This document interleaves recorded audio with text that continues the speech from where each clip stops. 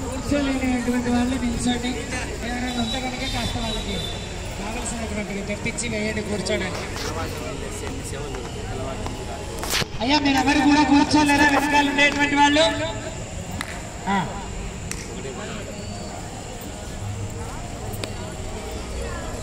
వినా వెంకటేశం ననాథో ననాథ సదా వెంకటేశం స్మరామి స్మరామి.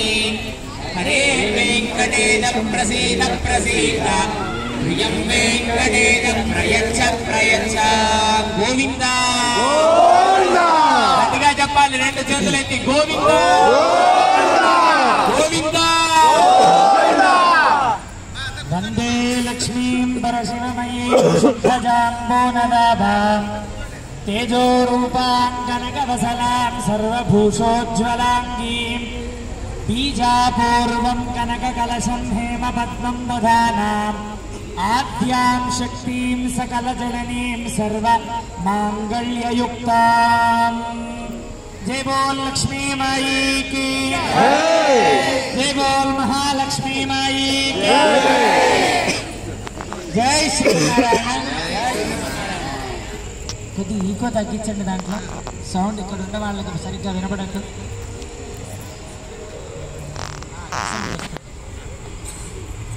జై శ్రీమన్నారాయణ జై శ్రీమన్నారాయణ. అమ్మవారి తరపున ఉండేటువంటి వాళ్ళందరూ చేతులెత్తండి.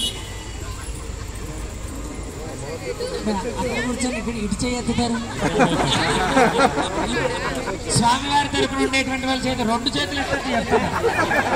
ఇటు మీ వాళ్ళ అటు ఇటు ఉండకూడదు చెప్తున్నా. రెండు చేతులు. ఇప్పుడు స్వామివారి తరపున ఉండేటువంటి వాళ్ళ చేతులు ఎత్తండి.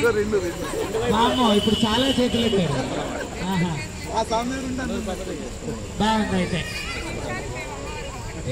మీరు అమ్మవారి తరపున ఈ నిమిషానికి ఈ ఎదుర్కోవాల నిమిషానికి అమ్మ అమ్మ అమ్మ అద్దెకొచ్చారు. చాలా వ్యత్యాసం చూపిస్తున్నారు. బాగుంది.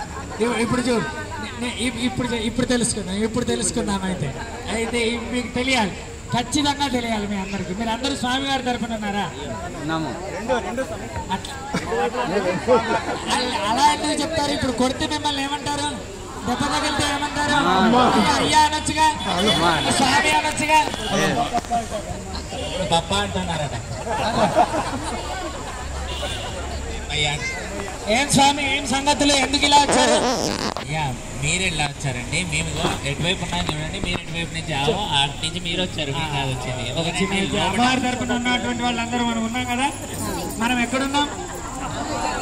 అమ్మవారు ఎక్కడున్నారు? మనం ఎక్కడున్నాం? ఎక్కడ పెట్టుకున్నాం? అమ్మవారు ఎక్కడున్నారు? ఎదురు కూర్చున్నారు అక్కడ. ఆయన ఎక్కడున్నాడు? ఆయన ఎక్కడున్నాడు? అసలు పైన కూర్చున్నాడు, లోపడున్నాడు. బయటికి ఎందుకు వచ్చాడు? మరి వచ్చాడా? ఏం స్వామి లోపల అంటే మేము ఎందుకు వచ్చామనంటే, సాయంత్రపు చల్లటి వేళలో మా యొక్క ఇంట్లో మేము ప్రదక్షిణాలు చేసుకుంటాము, వాకింగ్లు చేస్తాము, ఇంకేదో చేస్తాము. విహారయాత్రగా వచ్చాము.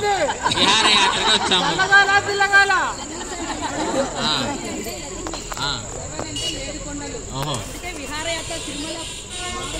చూసారా? అది ఏమని ఇప్పుడు అంటే లక్ష్మి, ఆ తర్వాత 7 అనంటే 7 కొండలు అని చెప్పేసి దీనికి పేరు పెట్టుకున్నారు.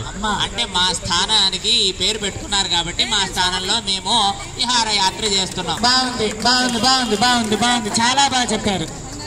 ఈ శరీరం ఉన్నదా?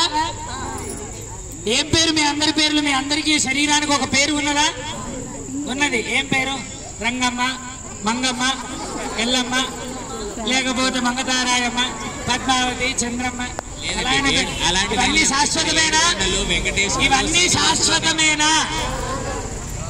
శరీరం ఒకనాటికి పడిపోతుంది, ఇదంతా కూడా పోతుంది.